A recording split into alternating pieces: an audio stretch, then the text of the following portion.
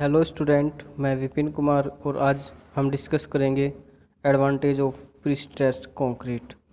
यह क्वेश्चन लगभग हर बार पेपर में आता है। पूर्व प्रबलित कंक्रीट के लाभ। तो पूर्व प्रबलित कंक्रीट होती क्या है? वह कंक्रीट जो पहले से ही तैयार की जाती है पूर्व प्रबलित कंक्रीट कहलाती है। प्रबलित का मतलब जिसमें प्रबलन हम पहले से ही डाल देते हैं, यानी कि जो तनाव है वो पहले से ही उत्पन्न कर देते हैं, उसे हम पूर्व प्रबलित कंक्रीट कहते हैं। इसे बनाने के दो मेथड होते हैं, एक होता है हमारा पूर्व तनन और एक होता है हमारा पश्च तनन। पूर्व तनन में हम पहले से ही स्टैसिस डेवलप कर देते हैं और पश्च तनन में बाद में हम स्टैसिस डेवलप करते हैं। तो आज हम इसके एडवांटेज के बारे में बात करेंगे कि इसके एडवांटेज क्या क्या होते हैं।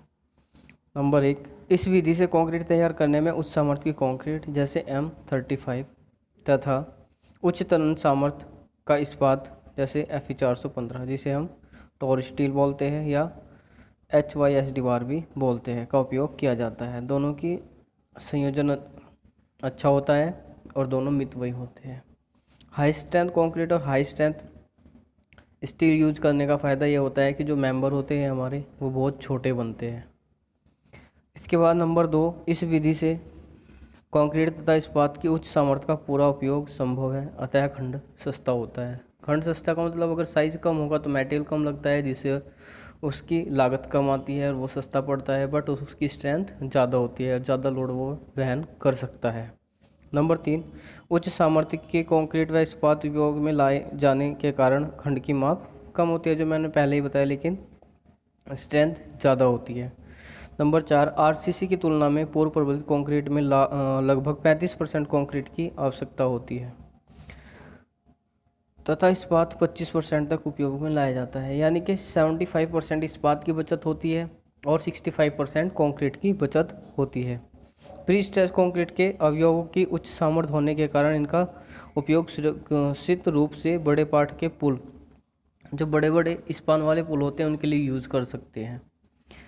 इसके बाद कंक्रीट से निर्मित संरचनाएं पूर्णतः दरार रोधी यानी कि क्रैक प्रूफ होती है, जिससे उसमें सीलन नहीं आती है और उसका क्षय नहीं होता है। नंबर 7,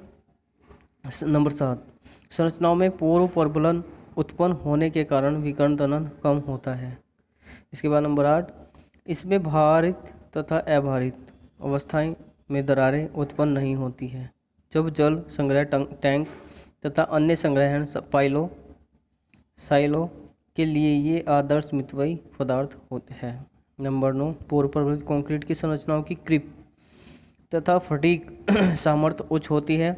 इसके कारण इनका उपयोग कंपन की स्थिति में किया जैसे बड़ी बड़ी मशीनें होती है, जब उनको चलाती है तो वाइब्रेशन होती है, तो उनका बेस बनाने के लिए भी हम इस मटेरियल का यूज़ कर सकते हैं। नंबर 10, पूर्व प्रबलित संरचनाओं में मिथ्यान लचीलेपन की प्रवृत्ति होती है, अतः भार आने की अवस्था में विकृति तथा भार हटने पर विकृति समाप्त हो जाती है। विकृति क्या होता है कि इसमें जो डिफॉर्मेशन होता है, तो लोड आने पर जो डिफॉर्मेशन होता है, तो लोड को हटाने पर वो डिफॉर्मेशन वापस सही हो जाता है, यानी कि ये हुक्स लॉ का पालन करती है।